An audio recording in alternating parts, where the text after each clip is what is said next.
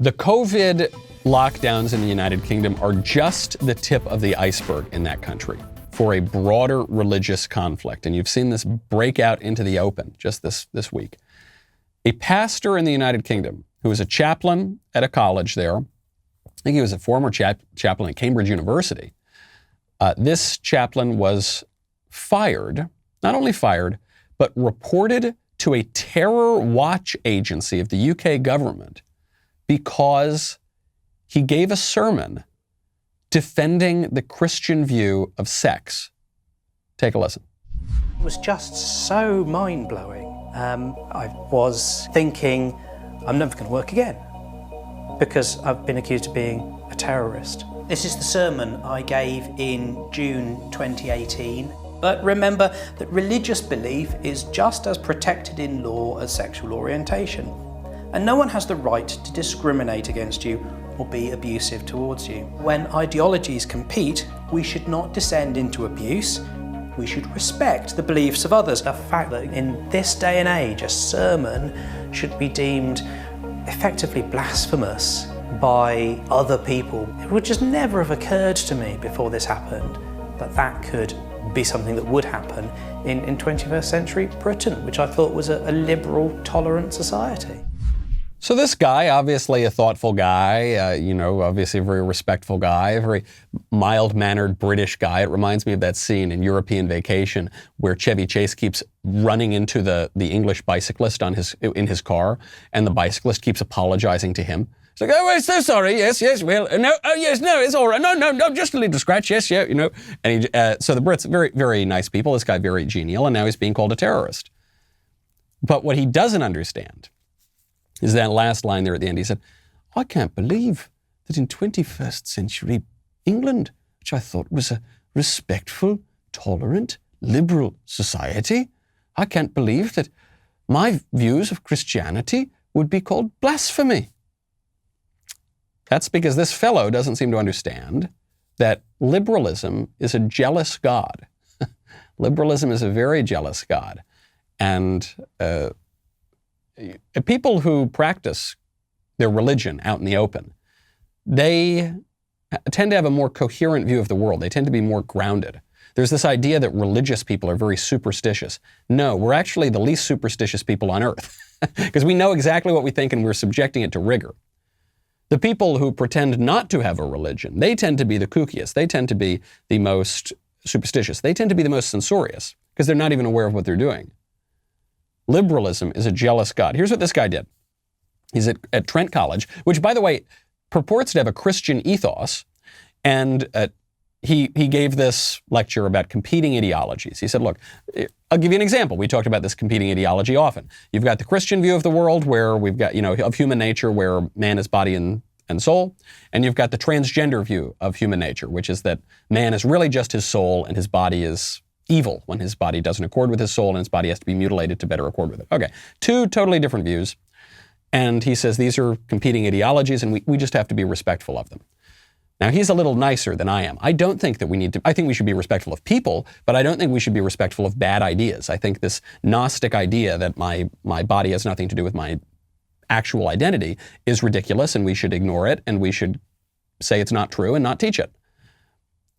Because when you put these things on equal ground, you empower very bad ideas. And when you empower these bad ideas, they tend not to be happy to leave it at just a sort of nice liberal tolerance. They want to dominate because ideologies make truth claims, right? They say, this is the way the world is. And anything that does not jive with that, they're going to try to get rid of. So this guy gives his talk.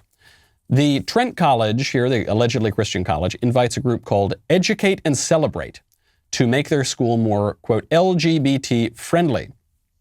Educate and Celebrate, this nonprofit, declared that the school's mission is to embed gender identity, and sexual orientation into the fabric of your school. So if you do this, if you are a Christian school and you invite this group, Educate and Celebrate, what an Orwellian, bizarre, creepy, vague name, if you invite them to your school, they're going to embed gender ideology in your school. And what that decision amounts to is de-Christianizing your school. You used to have a Christian school, now you have a gender ideology school. Okay, that's just, if you're going to make that decision as the president of the school, that's what you're going to get. The head of the charity, Dr. Ellie Barnes, says that the purpose of Educate and Celebrate is to, quote, completely smash heteronormativity. That's what we want to do. So that's it. The Christian school invites in this radical group to destroy the Christian vision of the school. Fair enough. That's the school if they want to do it. The problem here is also that the Church of England has just completely cracked up over the last 50 years or so. I once had a former Anglican who became a Catholic tell me that to join the Church of England now, or to become ordained in the Church of England, is not just to rearrange the deck chairs on the Titanic, it's to actually grab and hold on as the thing goes all the way down to the bottom. And so this poor guy, Reverend Dr. Bernard Randall, asks this question. He says, or rather, he makes this point. He says, when ideologies compete, we should respect everybody, okay, but one should no more be required to accept LGBT ideology than you should be told that you're in favor of Brexit or that you must be Muslim. We would object to that, right? I made this point, I think, on the show yesterday. I made this point somewhere. I don't know, you may have heard it somewhere, which is, if a Muslim comes out and quotes the Quran, then a homosexual or transvestite might rightly object that they are being victimized on the basis of their sexual orientation or gender identity, right? Because the Quran has strong things to say about those sorts of identities and behaviors. But if the transvestite criticizes the Muslim for quoting the Quran, then the Muslim could complain on the basis of being victimized for his religion. You've got these competing ideologies here. And which do we give the greater latitude toward?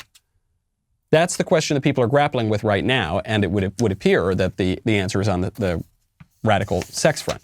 Because what happened to this guy is he didn't just get fired, but he ends up being reported to a terror watch list that is aimed at protecting youth against radicalization.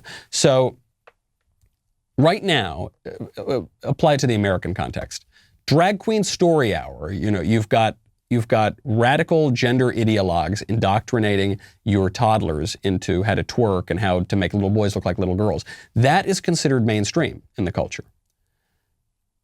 Christianity is considered radical, and there are now government programs in the United Kingdom to watch out for this sort of thing. He ultimately was not permanently listed as a terrorist, but he was reported. It shows you where the perception is among the people there.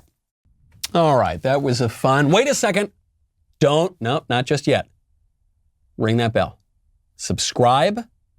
Make sure you get notifications. I can't believe I almost got out of this chair without it. You have to do it or you won't be able to see our videos. See you next time.